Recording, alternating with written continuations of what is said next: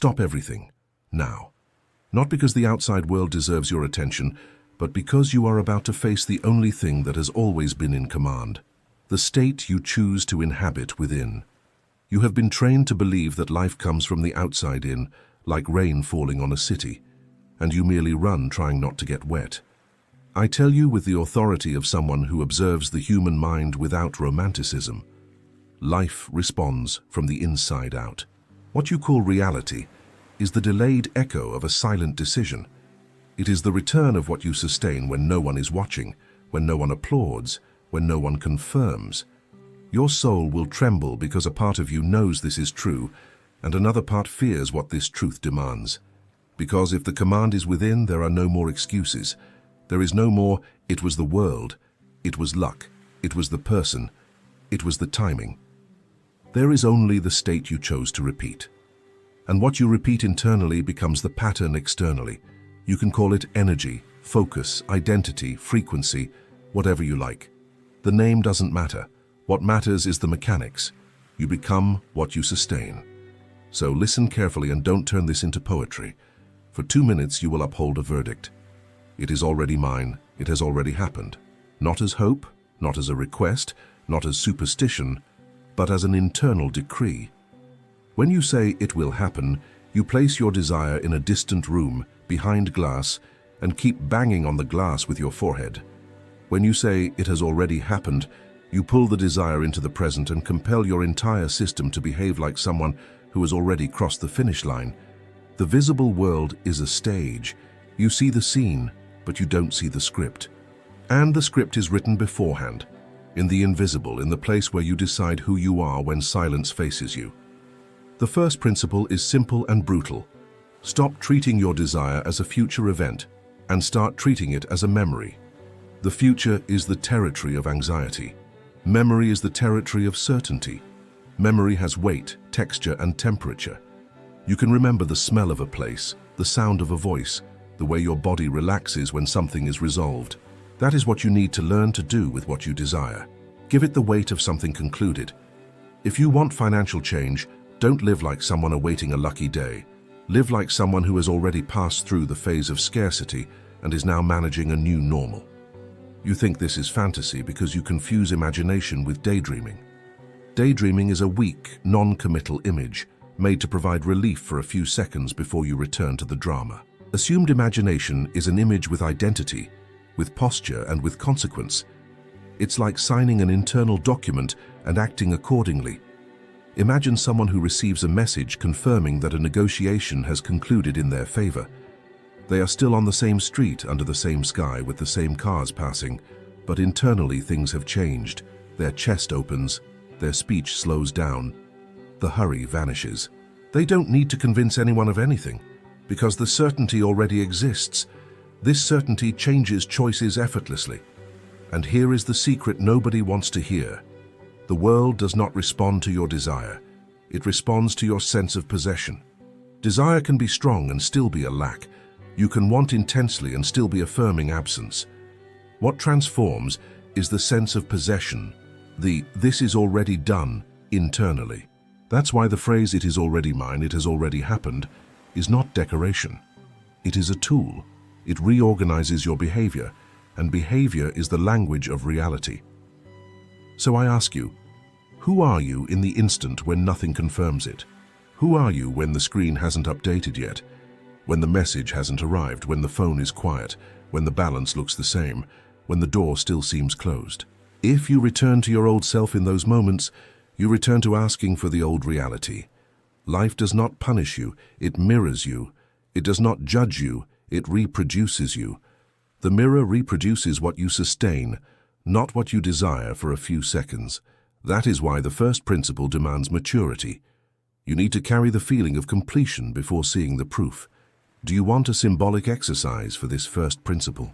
Imagine a simple box without luxury, but with weight. Inside it is what you want. You don't need to open the box to know what's inside. You feel the weight. You carry the box carefully and naturally. You don't ask the world if the box is yours. You just hold it and walk. Every time doubt comes, you don't argue. You return to the weight of the box. You return to the feeling of, It belongs to me. Now, before I open the second principle, I want to take you out of the realm of excitement and place you in the realm of discipline. If you want a practical method to transform "it is already mine, it has already happened" into daily training, there is material in the pinned comment that organizes this practice objectively, with simple exercises for you to train state, identity, and repetition without getting lost in theories. Use it as a training workbook, a sequence of application, so that it stops being just an idea and becomes a conscious habit that you can repeat even on days when your mind tries to pull you back. The second principle demands courage. Stop reading the world as a sentence and start reading the world as a delayed signal. Most people look at what appears and call it final truth. I tell you, what appears is a receipt. It's the invoice for an old internal purchase. The world is a slow mirror, and a slow mirror is cruel to the impatient, because it still shows the old face even after you have already changed internally. This is where the weak give up. They change today and demand confirmation tomorrow. Since they don't receive it, they return to the old state and call it realism. It's not realism. It's a lack of mastery. Train with a clear image. You are on a train. The train has already switched tracks, but the landscape still takes a few minutes to change. If you look out the window and see the old scenery, you will think nothing has happened and will try to pull the brake. And then you go back to the same place. The work of the second principle is not to pull the brake because of a window. You sustain the new track until the landscape obeys. This changes how you interpret everything. A delay becomes an interval. A cold response becomes residue. A closed door simply becomes the last page of an old chapter being turned. Another image, the printer. You send a new file, but the printer is still finishing old pages in the queue. Most people see old pages coming out and think, "I sent the wrong one," and they cancel the new file. The strong person knows. The queue is clearing. They wait for the queue to finish and maintain command. You need to be that strong person. Life also has a queue. Effects appear in sequence. And you don't cancel the new command just because a sheet from the past still came out. Now understand, it's not pretending that nothing is happening. It's choosing what it means. Life sends you delayed letters. You can open the letter and act as if it's today's command, or you can recognize this was written by an old self. So you don't respond with despair. You respond with command. You look at the circumstance and internally say, "This is old," and you return to the decision. It is already mine. It has already happened. It's not stubbornness, it's maturity. The immature person changes their state and runs to the world to ask for certification. The mature person changes their state and waits for the mirror to adjust the reflection without losing composure. And how do you sustain it? You stop collecting evidence against yourself. The biggest trap is turning the day into a courtroom. You spend the day as a prosecutor, looking for evidence that it won't work. You take a detail and turn it into prophecy. You take a silence and call it rejection. You take a bill and call it destiny. This is misinterpretation. This is superstition dressed as rationality. You don't need more analysis, you need more mastery. Mastery is not giving meaning to what brings you down. Mastery is not transforming delay into identity. Mastery is not turning an episode into a sentence. The third principle is the discipline of the body. Your body is the guardian of your old identity, and it will try to pull you back with sensations. It will give you urgency, it will give you tightness. It will give you that itch to check, confirm, ask, insist, justify yourself. The body has learned to live in a state of scarcity like an addiction, and every addiction screams when you change the dose. You call it intuition, but often it's withdrawal. The old version of you misses the drama because drama was the fuel it knew. The training is direct, and that's why it works. When the sensation comes, you don't run outwards. You don't send a message driven by haste. You don't decide anything at the peak of urgency. You do the opposite. You slow down. You ask yourself, if it has already happened, how would I breathe now? And you breathe like that self. If it is already mine, how would I walk to the kitchen? And you walk like that self. If it is already resolved, how would I talk to someone? And you talk like that self. Change is not born from great heroic acts. It is born from micro-loyalties. A tone of voice, a gesture, a silence at the right moment, a decision not to react. Think of an animal that has learned to respond to a sound. You play the sound, and it runs. Most people are like that with life. The circumstance plays and they run. They run to complain, run to ask, run to explain themselves, run to seek approval. What I am teaching you is to cut the reflex. The circumstance plays, and you remain. You remain in the state. Remaining is power. The world obeys what remains, not what begs. Do you want to prove strength? It's not by shouting, it's by staying. Now visualize this. You are in a lighthouse by the sea. The waves crash, the wind blows, the night is long. The lighthouse doesn't argue with the wind, it doesn't negotiate with the water. It stays lit. It doesn't prove it's a lighthouse, it illuminates. Your state is that lighthouse. When your body screams, you return to the light. When your mind creates urgency, you return to the light. And the light is, it is already mine. It has already happened. You don't need to be agitated. You just need to keep it lit long enough for the sea to adjust to the rhythm of your constancy. The fourth principle is the cutting of internal conversations. What you speak internally is a factory, and it works day and night. Have you noticed how you accuse yourself in silence, how you rehearse defeats, how you construct justifications to explain why it won't work, how you imagine rejection even before acting? This is not thought. This is repeated command, and repeated command turns into coincidence. It turns into behavior. It turns into small choices. It turns into people treating you accordingly. It turns into doors opening or closing with frightening naturalness. From now on, treat your mind like a radio. If the old station starts playing, you don't dance. You change the frequency. Changing the frequency is not fighting with the thought. It's not continuing it. It's ending the story midway. When this never works out for me arises, you cut it. It has already happened. When it will take a long time arises, you cut it. It has already happened. When I am not capable arises, you cut it. It has already happened. And you sustain the cut without drama, like someone closing a faucet. At first, the mind will try to reopen the faucet every minute. You don't negotiate. You close it again. Do you want a stronger image? Imagine a large dog held by an old chain. The chain is not attached to a wall, it's attached to a weak nail in the ground. The dog has learned to stop because it thinks the nail holds it. You are that dog when you believe in old internal limitations. The internal conversation is the nail. You don't need to break the world, you need to pull the nail. And pulling the nail is stopping repeating it won't work internally. Every time you say it won't work, you fix the nail. Every time you say it has already happened, you loosen it. One day you pull it and realize the nail was never strong. It was just habit. And here comes something few have the courage to accept. You don't suffer from a lack of resources. You suffer from an excess of stories. Internal stories you repeat to justify fear, to justify delay, to justify giving up. You can be intelligent and still be a slave to your own stories. Your job is to become the master of the internal narrative. A master doesn't ask permission from the story. A master chooses the story. A master decides which version of themselves speaks internally. The fifth principle is the highest and the quietest. Live as if it has already happened without theatricality. Don't try to prove it. Don't try to convince. Don't announce. The new state doesn't need propaganda, it needs consistency.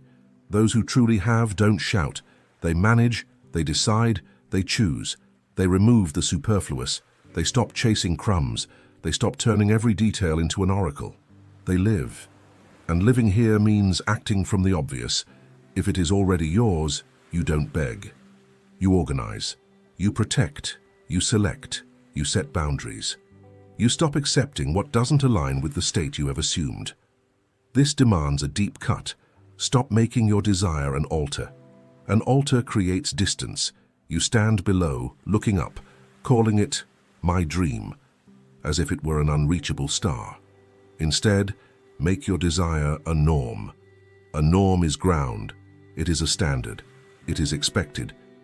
When you transform "it is already mine" into a norm, you stop negotiating with life. You stop saying, if it works out, I'll change.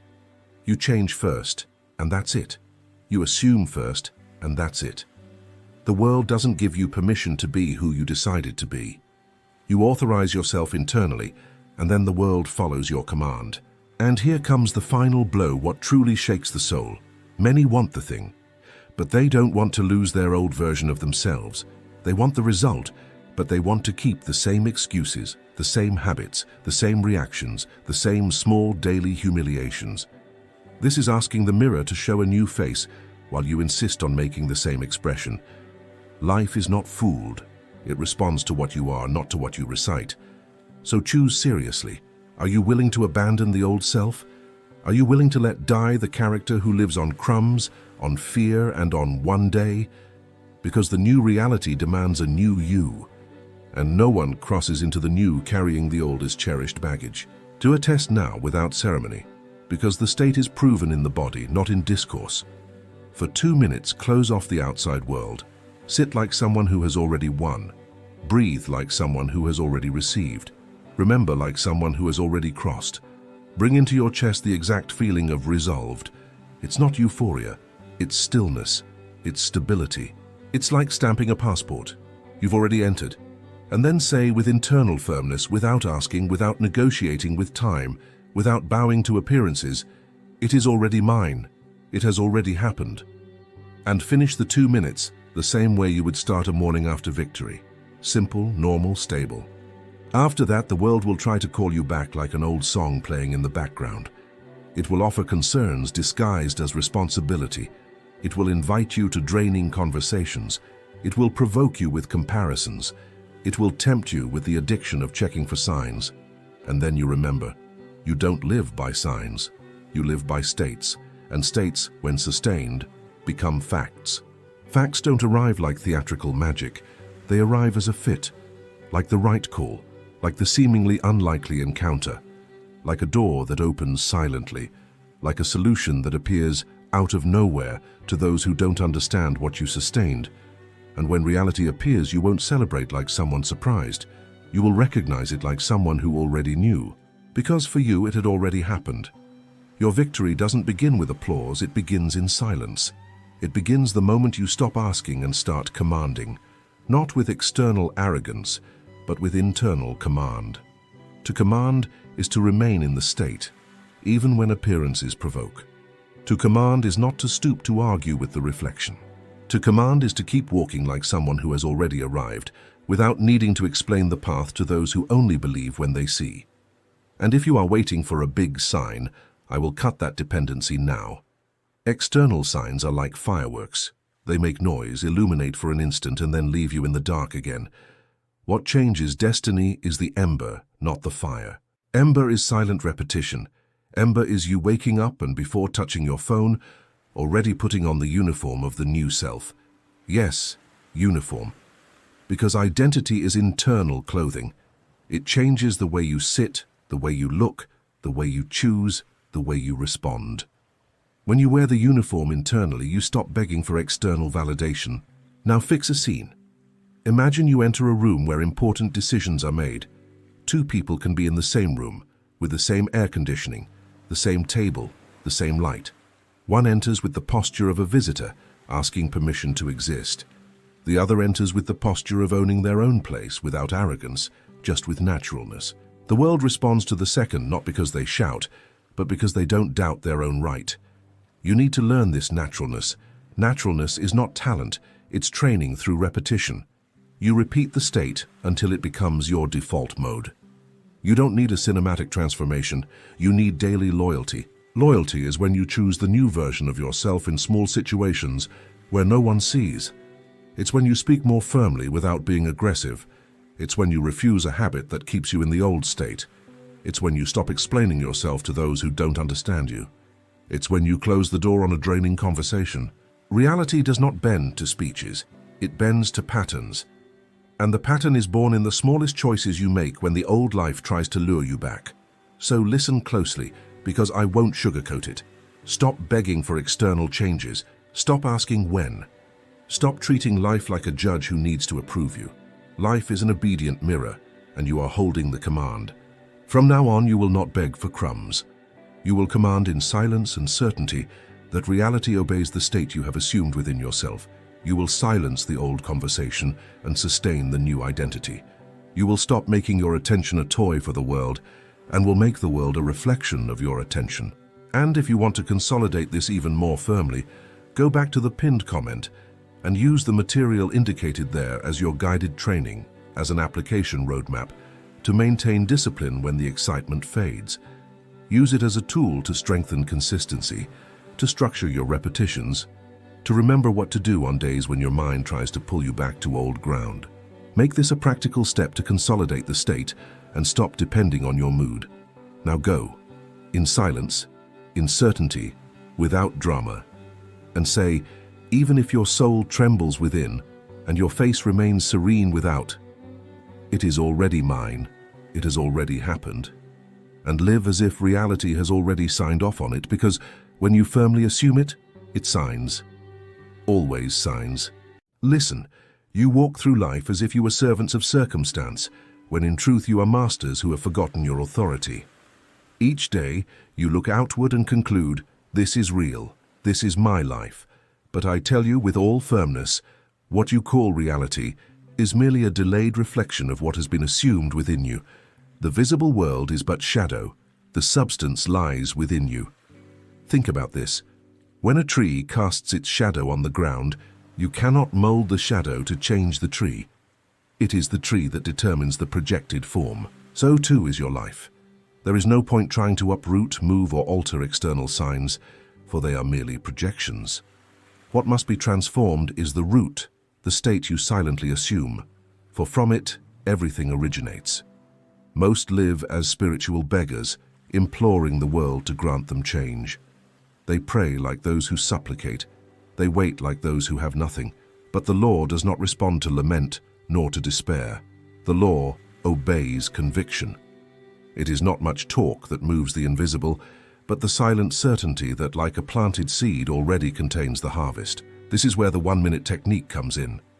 Many think that power lies in long practices, in elaborate rituals, or in ornate speeches. They are mistaken. The law is simple, because truth is simple. 1 minute of absolute focus, 1 minute of firm repetition, 1 minute of conscious inner presence is worth more than entire days of doubt and distraction. When you concentrate the entire force of your being into a single decree and repeat it 100 times, you shift the center of gravity of your state. You cease to be beggars and become commanders. The impossible, then, begins to yield. Not because the external world decided to be favorable, but because the external world is merely the servant of what you have decreed within yourselves. Understand, it is not a technique of magic words, but of an assumed state. The minute serves only as a hammer that drives the nail of conviction into the mind until it has no escape. Therefore, make no mistake, this minute is not ordinary. It is the remembrance of who you truly are.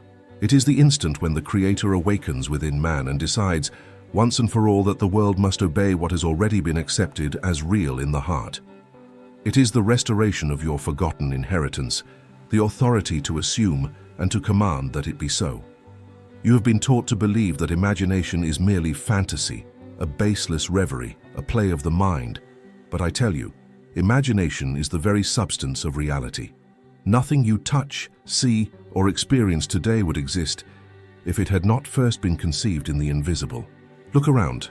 Every building, every object, every invention, even your clothed body, all began as an idea, an image held within someone's mind. The visible is always the delayed consequence of the invisible. Therefore, I state with authority, imagination is not unreal. It is the matrix of all that manifests. Scripture does not speak in vain when it says that Abraham gazed upon the stars and in them saw the progeny that did not yet exist. He did not see with carnal eyes, but with the gaze of faith, which is the inner vision. And that vision did not fail, because the invisible, when accepted with conviction, is so real that the external world has no choice but to obey. You think that faith is to wait resignedly, but no.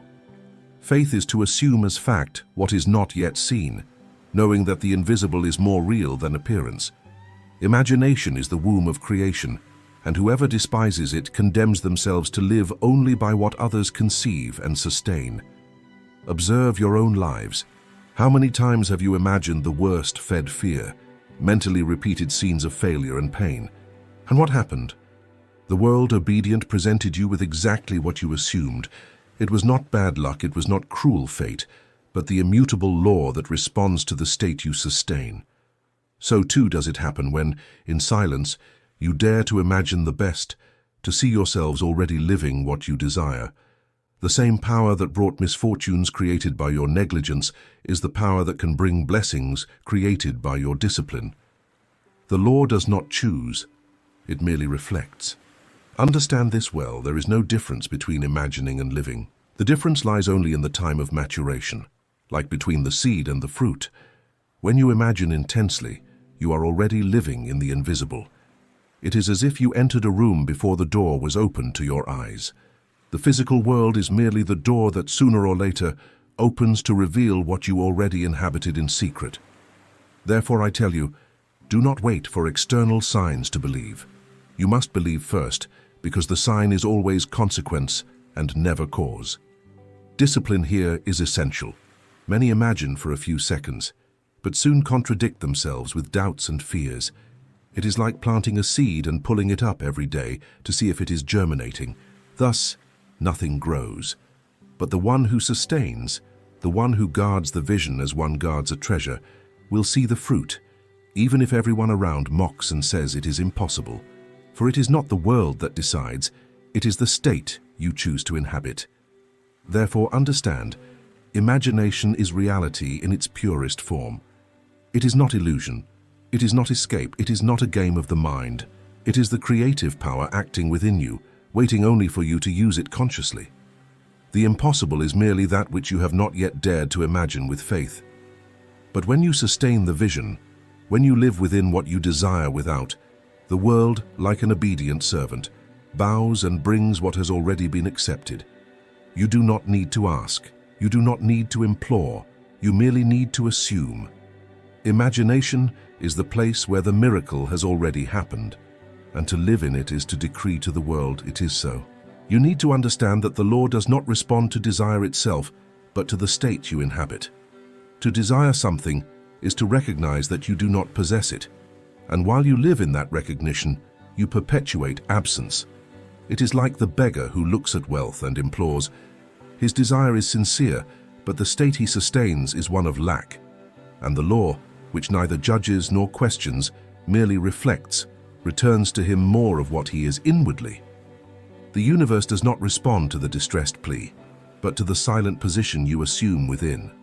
Imagine someone who says, "I want health," but at the same time contemplates themselves as sick, mentally reinforcing all the symptoms, all the signs of weakness.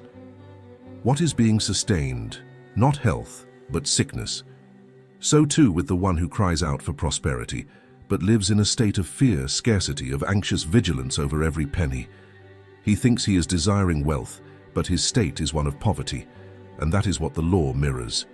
You do not attract what you want, you attract what you are.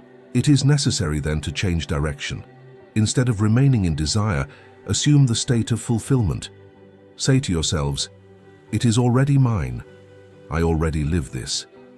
Inhabit this state naturally, like someone who puts on clothes and then walks around without thinking whether they fit or not. The state is your invisible garment, and the world recognizes you by it. If you wear lack, you will be treated as lacking. If you wear abundance, everything around will conspire to confirm that abundance. Scripture speaks of this when it commands, "When you pray, believe that you have already received and it will be yours."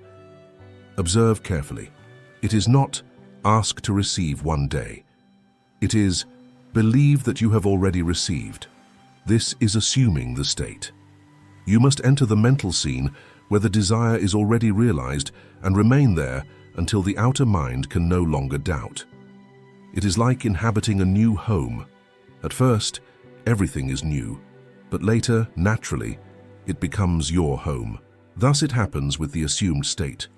By inhabiting it so much, you recognize it as your truth, and then the world bows. Many fail because they confuse intensity of desire with power of manifestation. They want so much that they despair, and that despair keeps them trapped in the wrong state. Strength is not in wanting, but in assuming. It is not much asking that convinces the law, but the simple, serene, and firm acceptance that it already is. It is a silent act, yet charged with authority. Therefore, abandon the habit of begging and begin to live as heirs. It is not arrogance, but recognition of your true position. You are not servants of circumstance, you are masters of the state you inhabit. Desire is merely the call to change your state. Heed the call, assume the new, and then you will discover that nothing can be denied to you, because the world does nothing more than confirm what you have already accepted to be. When you observe an external sign, you tend to treat it as a cause, but I tell you, the visible world is merely a symbol, a reflection, a shadow of what is already established within. Nothing that appears before your eyes has power of its own. Everything is a consequence of a silently assumed state. Whoever reads events as final decrees is mistaken, because they are merely delayed witnesses of something that began in the invisible. It is like a seed that has been cast into the earth. When it sprouts, no one doubts that it emerged only because it was first hidden, invisible, germinating. The fruit does not appear from nothing. It is a symbol of the root. Likewise, when situations arise, whether good or bad, they are not the origin of your life, but the evidence of the state you yourselves have planted. You can pluck the fruit, but if the root remains, it will grow again. Therefore, changing external appearances without changing the inner state is fighting against shadows, useless and exhausting. How many of you see an obstacle and say, "It is decided, there is no way out"? But you do not realize that the obstacle is merely a symbol of your disbelief. It has no substance of its own. It is not a real enemy, merely the reflection of your state. When you change within, the symbol inevitably changes without. What seemed like a wall dissolves like smoke, because it was never the cause, only a projection. Scriptures speak in parables to teach you this principle. Joseph was cast into prison, but the symbol of the prison was not an end, merely a temporary reflection. The state of greatness he had already assumed elevated him to rule Egypt. The symbol transformed because the root within him never ceased to be abundance and authority. Had he read the prison as a final decree, he would have been lost. But he understood. Signs are not destinies, they are echoes. You need to learn to interpret life not as a sentence, but as a language. Each external fact is a word written by your own inner being. If you read sickness, know this: it is a reflection of a sustained state of weakness or fear. If you read prosperity, it is a reflection of an assumed state of abundance. And when you change the inner writing, you inevitably change the text that the world presents to you. Therefore, stop fixating on signs as if they were masters of your existence. They are not commandments, they are messages. External reality is merely the screen upon which internal images are projected. You do not need to fight against the images, you need to change the projector. And the projector is your state of consciousness. So, when the symbol rises against you, do not fear. Look at it as you would look into a mirror. Do not argue with the reflection. Change the expression on your face. When you change within, the symbol inevitably bows. This is the law. The visible world has no choice but to obey the invisible that sustains it. Few understand the value of discipline, but I tell you, without it, no state can be sustained until manifestation. You live in a world that trains you for dispersion, for constant changes of focus, for oscillation between faith and doubt. But the law does not yield to instability. It responds to the one who holds the vision firm, even when everything around screams the opposite. That is why I affirm, 1 minute of absolute certainty is more powerful than entire days of vacillation. Imagine someone who decides to inhabit the state of health. On the first day, they visualize themselves strong and healed. On the second, they return to observing symptoms and yield to fear. On the third, they force their imagination again, but soon fall into lament. This is not discipline, it is instability. And just as a seed pulled up every day does not blossom, so too the state never materializes.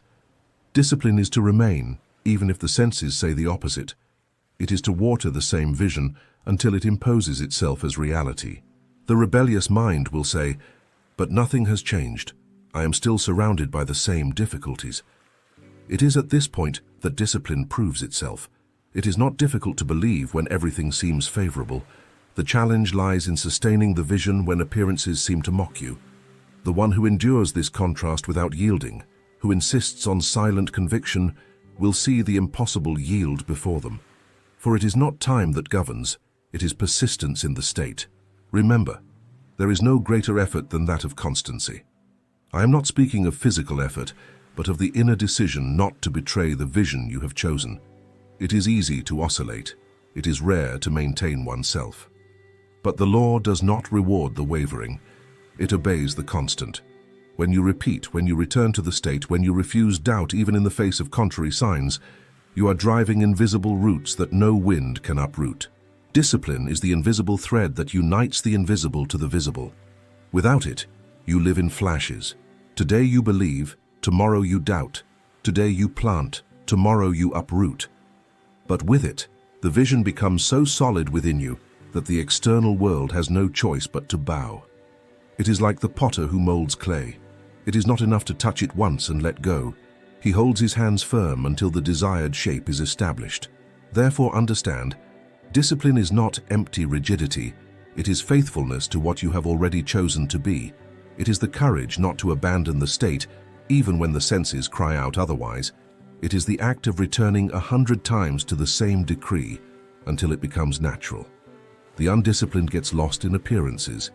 The disciplined creates new appearances. Whoever masters discipline masters life itself. You believe that you need to cry out loudly, repeat requests to heaven, move multitudes with words for something to happen. But I tell you, true command is not in the noise of the voice, but in the silence of conviction. The universe does not bend before supplications, but before the inner vibration of one who has already decided. Silence sustained with certainty is more powerful than 1,000 cries without faith. When you quiet yourselves within and assume, "It is already so," that decree does not need to be heard by anyone else. There are no angels rushing to record requests, no external forces negotiating conditions. What exists is the law responding immediately to your state. Silence is the altar where the command is issued, and that command is irrevocable when born of certainty. Imagine a king. He does not need to raise his voice to be obeyed. A mere look suffices, a mere gesture suffices.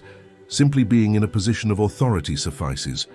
So too with you when you assume the position of creators. The wavering mind cries out, asks, implores, but the awakened spirit merely declares in silence, knowing that its inner word is already a confirmed decree. The obedience of the world is not in the sound, but in the position of the one who speaks. Observe how often you waste energy repeating words without feeling, as if much talk could replace faith. It is not so. The law is not moved by formulas, but by conviction. An instant of silence filled with certainty is worth more than hours of anxious prayers. When in your innermost being you say, "I am," and feel it as reality, the entire universe has already moved, even if your eyes do not yet perceive it. That is why I affirm, cultivate silence. It is not the silence of apathy, but that of authority. It is the one who says, "It is done," and rests because they know the command has already been given. It is in this silence that the mind bows, that doubt is crushed, that the impossible begins to dissolve. You do not need to announce to the world what you have decided to be. You merely need to sustain the state with firmness. The rest is an inevitable consequence. Therefore, abandon the cries of beggars and assume the silent voice of heirs. Your command does not need witnesses because the only true witness is the reality that bows. When you silently sustain the state already fulfilled, you are decreeing destiny. And destiny, like an obedient servant, has no choice but to serve you. Now understand with full clarity. Nothing is lacking to you. Nothing is out of reach. Nothing is impossible. What has not yet manifested before your eyes is not absence. It is merely a reflection of your failure to assume. Life denies you nothing. It is you who have not yet dared to take possession of what is already available in the invisible. It is like someone who has the keys to a house and remains outside, asking to enter, when all that would be needed is to turn the lock. You walk like beggars who supplicate the world for small crumbs of change, without realizing that the banquet is already laid out and that your inheritance is infinite. There is no need to wait for a sign to believe. There is no need to fight against appearances. The only true battle is to rise inwardly and assume the state you desire. The rest is not battle, but an inevitable consequence. Therefore assume today, at this very instant, the posture of one who already possesses. Do not leave for tomorrow what can be decreed now. Repeat with conviction until the mind bows, until the heart surrenders, and until the body recognizes the new order. Say 100 times in silence, "It is already so." 100 times not as a supplication, but as a hammer that deeply drives the stake of certainty within you. And remain in that decree as one who does not abandon their throne, no matter the cost. For you are not beggars at the door of life. You are heirs of the all, and the inheritance has always been yours. Observe carefully. There is no power outside of you. The external world is merely shadow, projection, reflection. There is no enemy out there that can stop you, because no symbol has authority over the root. Power has always been within, waiting to be recognized. What you assume in silence, the universe obeys without question. It does not matter if the senses still cry out the opposite, because the senses are merely delayed echoes. When the root is transformed, the fruit must change. And if you sustain the state, even in the face of contrary appearances, you will see that external reality, like an obedient servant, bows before your decree. Rise then from unconsciousness. No longer live as slaves of circumstance. Abandon the posture of those who implore and assume that of those who command. The universe is not a judge who weighs merits or demerits. It is your faithful servant, incapable of resisting the authority of the assumed state. You are the ones who decide. You are the ones who decree. You are the ones who choose the inner scene. And once chosen and sustained, the scene becomes inevitable destiny. Therefore, do not hesitate. Decide now. Sustain what you have chosen, and observe with serenity, because the impossible will not resist. It will dissolve like mist before the sun of your conviction. Nothing is denied to you, because everything has already been given to you. Life is not to come, it already is. Power does not need to be conquered, it already dwells within you. The future does not need to be feared, it is already molded by your imagination. All that remains is to accept, assume, and remain.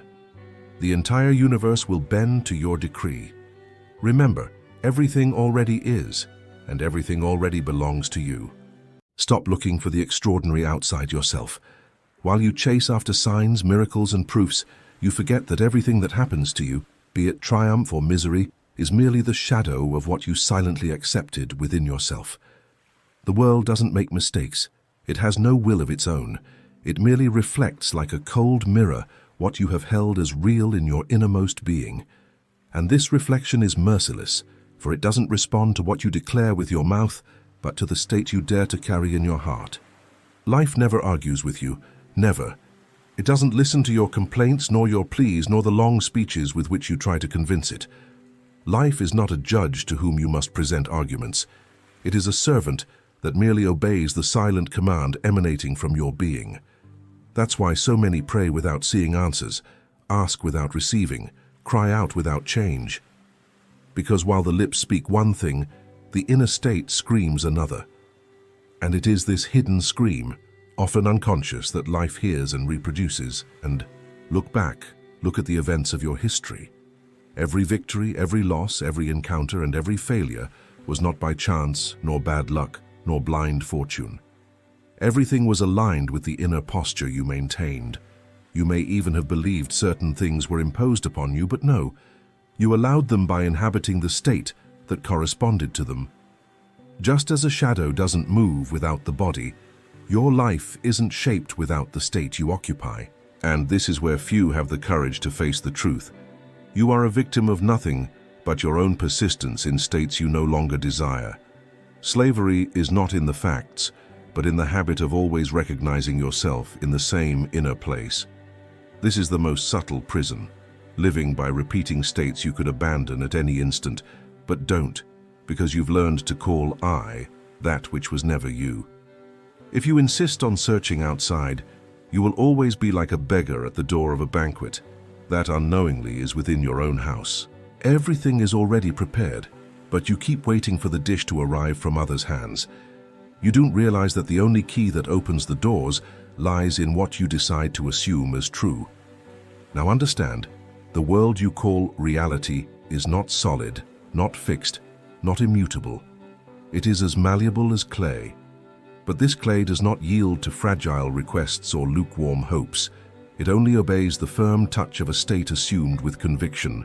When you settle into this state, when you wear it like a second skin, the entire world begins to silently reorganize itself to reflect what you have become within. And if everything that exists outside is a reflection, why keep looking out there for what will never come from within? You don't have problems. What you call a problem is merely the name you give to the reflection of a state you yourself maintained within. The world creates nothing on its own. It only responds. Debt is not debt. It is the echo of a state of scarcity you carried.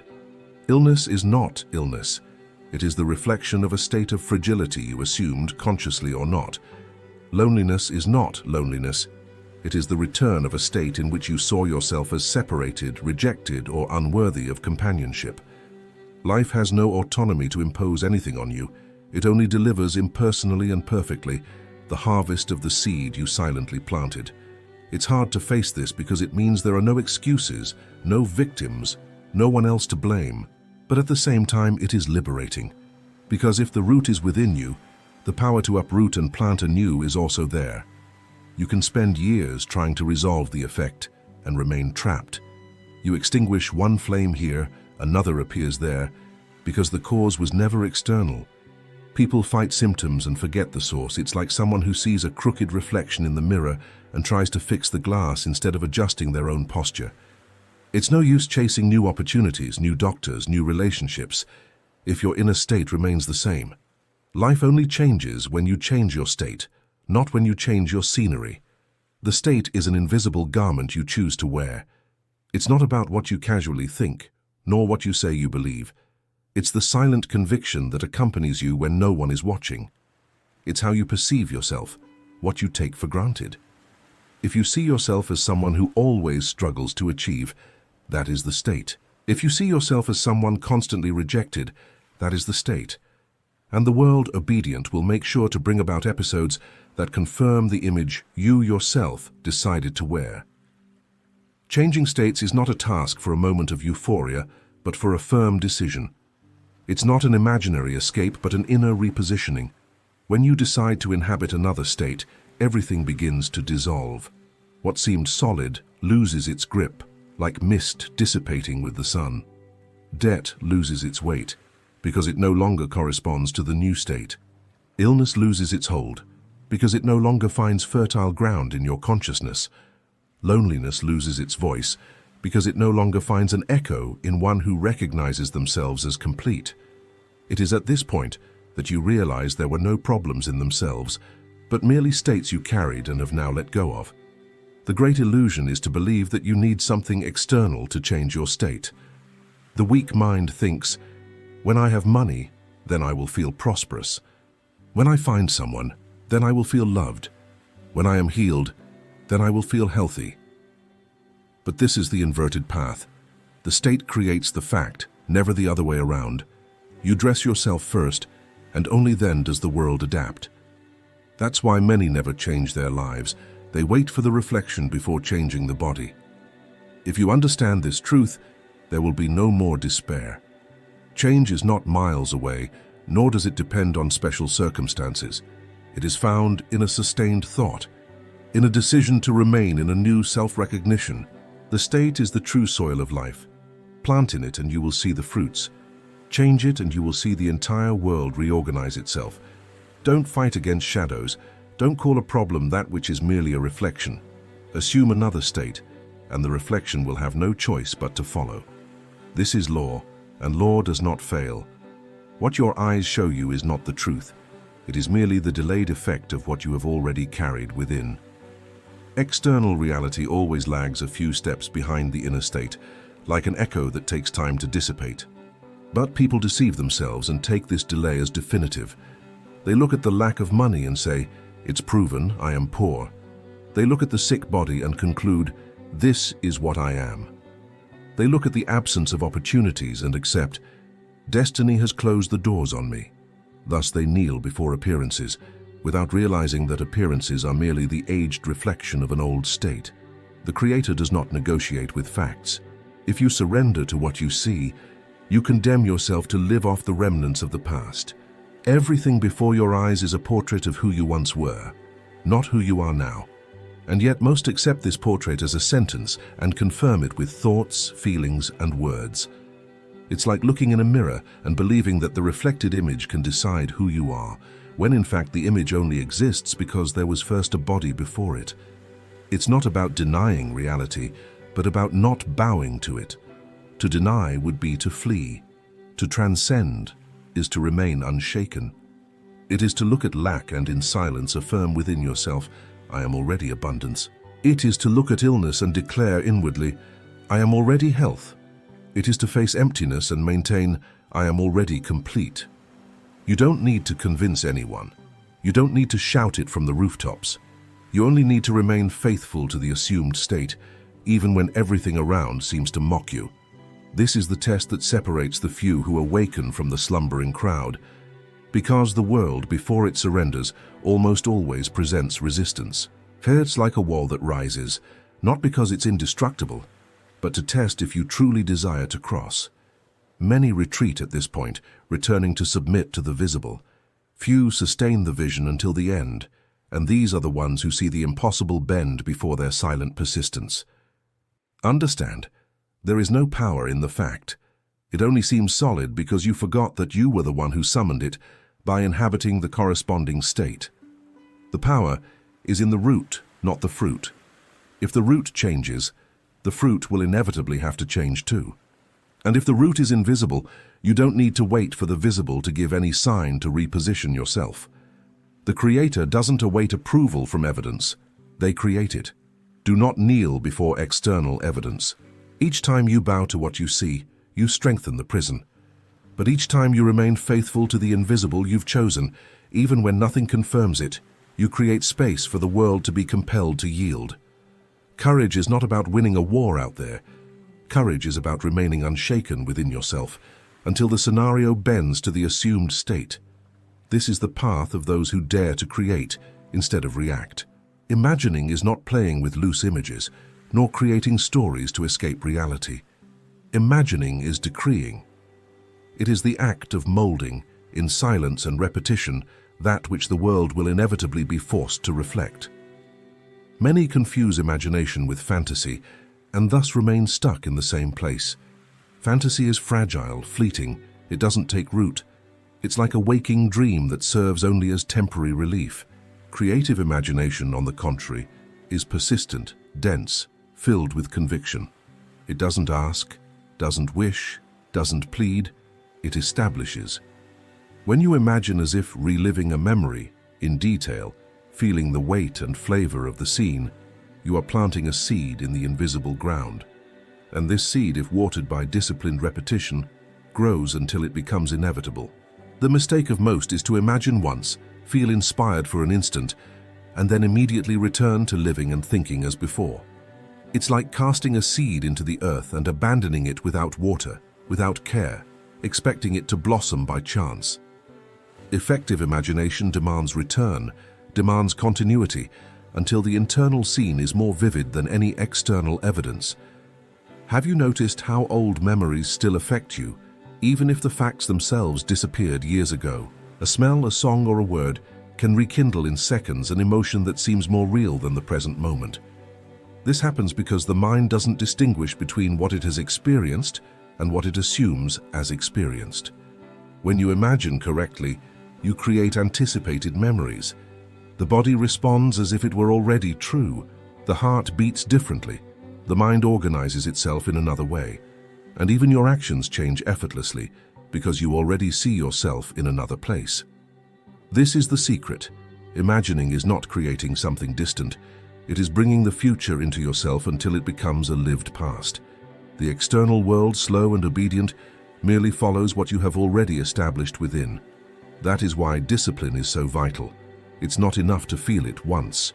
You must return to it, like someone who daily visits a house already built, until it becomes the natural address of your consciousness. Some say, but I can't believe what I imagine. It doesn't matter. You don't immediately believe painful memories either, but they invade and dominate you until you surrender to them. Creative imagination works the same way. The more you return to the chosen scene, the more weight it gains, until your mind can no longer distinguish it from a real fact. At that point, the external world no longer has a choice. It simply bends. Know this: the universe does not respond to the intensity of your desire, but to the constancy of your imagination. To desire is to wait. To imagine is to decree. One who desires confesses absence. One who imagines with firmness already inhabits possession. And the law does not respond to those who implore, but to those who assume. That is why the world bows only to those who dare to imagine as owners, not as beggars. Therefore imagine not as one who flees, but as one who builds. Repeat, insist, sustain, until the scene becomes inevitable within you. When this happens, the exterior will have no choice but to obey. Because what is decreed in the invisible cannot be erased in the visible. It is law. Words change nothing by themselves. You can recite beautiful phrases, pray for hours, repeat affirmations in front of the mirror until you lose your voice. If the inner state remains the same, everything will be in vain. The universe does not respond to the sound of your mouth, but to the silent vibration you sustain as being you. That's why so many cry out and don't receive, ask and don't see change, because even if the lips say, "I am prosperous," the heart murmurs, "I am needy." Even if the mouth declares, "I am loved," the inner being insists, "I am rejected." Even if they repeat, "I am healthy," the body vibrates with the fear of illness. Life ignores what you say and obeys what you are. The state is more powerful than 1,000 words. It is silent, yet absolute. You can even deceive others, you can even deceive yourself for a time, but you cannot deceive the law. The law only recognizes your vibration, what you truly embody. There's no way to trick the reflection. The mirror does not bend to rhetoric. It merely shows the form you present to it. Look at the religious who pray unceasingly. Look at the optimists who fill their minds with motivational phrases. Look at the desperate who implore for divine favor. And notice how many remain in the same place. This happens because loose words possess no creative power. They are just empty shells. What gives life to a word is the state behind it. When a state is true, the word can even be a whisper and still move worlds. But when the state is false, not even the most fervent shout has an effect. The error of most is to believe that the word, repeated without substance, will convince reality. But reality doesn't need to be convinced. It needs to be molded, and only the state does that. Words can accompany the state. They can reinforce it, but never replace it. The silent command always prevails. That is why often you don't need to say anything to anyone. You can keep your decree in silence, without witnesses, without explanations. Because it is not human ears that need to listen. It is the invisible law that needs to recognize the vibration. If you settle into the state of abundance, health, love without opening your mouth, the world will still respond. People around you will begin to treat you according to that state. Opportunities will arise, doors will open, because everything moves from the inside out. The power was never in the external form of prayer, in the cadence of an affirmation, or in the choice of the right words. The power is in the inner recognition, in the silent state you dare to wear like a second skin. Words can fail, can contradict, can stumble. The state does not fail. The state is law. Therefore, do not be deceived by speeches. What transforms is not what you speak, but what you are. It's not the phrases written in notebooks. It's not the memorized prayers. It's not the promises shouted to the sky. What moves the universe is the silent state you hold as true. As long as you don't change your state, no word will have an effect. But when the state is changed, even in absolute silence, the entire reality bows. What separates those who harvest from those who always give up is persistence. To persist is not simply to wait. It is to inhabit the chosen state as if there were no alternative, as if there were no other path than the one already decreed within yourself. The world will test your firmness. It will present contrary signs, mock your vision, place circumstances before you that seem to confirm the opposite. Not because the law fails, but because the old reflection is still active, trying to convince you to return to the old state. Most yield at this point. They observe the contradictions, become discouraged, tell themselves it's not working. And at that instant, they return to the previous state, strengthening the cycle they so desired to break. But the few who persist understand that these resistances are merely shadows of the past, echoes of old states that haven't fully dissipated yet. They know that the invisible is already formed, and it is up to them only to sustain it until the visible yields. To persist is to refuse to negotiate with appearances. It is to not let yourself be seduced by despair, by haste, by the world's logic. It is to be firm within, even when everything outside screams the opposite. Persistence demands a silent courage, different from the courage the world admires. It's not about confronting visible enemies nor tearing down external obstacles. It is to resist the temptation to doubt, to give up, to succumb to fear. It is to remain faithful to the assumed state, like one guarding an invisible treasure that no one else can see. It is to walk each day in the certainty that you already are, even when life still seems not to have received the message. This is the point where many fail. They believe for an instant, but do not sustain it. They declare it for a day, but deny it the next. They enter the desired state, but soon allow their senses to pull them out of it. It's like a farmer who plants and, seeing no fruit the next morning, uproots the seed and starts over indefinitely. No harvest comes from such instability. The true creator does not measure by time, does not calculate deadlines. They persist. They know that reality has no choice because the law cannot be broken. If the state has been firmly assumed, the world is obliged to bow. Perhaps not at the pace your impatience demands, but in the perfect time for the reflection to reorganize itself. Persist even when they mock you. Persist even when nothing confirms your vision. Persist even when the world's silence seems like a denial. Because it is precisely at this point that the old state is dying and the new one is about to be born. Persistence is the bridge between the invisible and the visible. Those who retreat never cross. Those who persist always arrive. And when you arrive, you discover that it wasn't the world that changed first. It was you. The state was already real before any proof. The world merely came to confirm what you sustained until the end.